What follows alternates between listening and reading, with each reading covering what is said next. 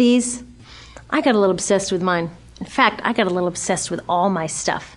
Have you ever wondered where all the stuff we buy comes from and where it goes when we throw it out? I couldn't stop wondering about that, so I looked it up. And what the textbook said is that stuff moves through a system from extraction to production to distribution to consumption to disposal. Altogether, it's called the materials economy. Well, I looked into it a little bit more. In fact, I spent 10 years traveling the world, tracking where our stuff comes from and where it goes. And you know what I found out? That is not the whole story. There is a lot missing from this explanation. For one thing, this system looks like it's fine. No problem. But the truth is, it's a system in crisis. And the reason it's a system in crisis is it's a linear system and we live on a finite planet. And you cannot run a linear system on a finite planet indefinitely. Every step along the way, this system is interacting with the real world. In real life, it's not happening on a blank white page. It's interacting with societies, cultures, economies, the environment. And all along the way, it's bumping up against limits.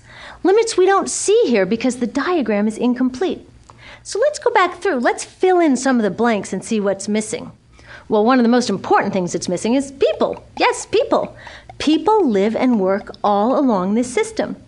And some people in this system matter a little more than others. Some have a little more say. Who are they? Well, let's start with the government. Now, my friends tell me I should use a tank to symbolize the government, and that's true in many countries and increasingly in our own. After all, more than 50% of our federal tax money is now going to the military. But I'm using a person to symbolize the government because I hold true to the vision and values the government should be of the people, by the people, for the people. It's the government's job to watch out for us, to take care of us. That's their job. Then along came the corporation. Now, the reason the corporation looks bigger than the government is that the corporation is bigger than the government. Of the 100 largest economies on Earth now, 51 are corporations.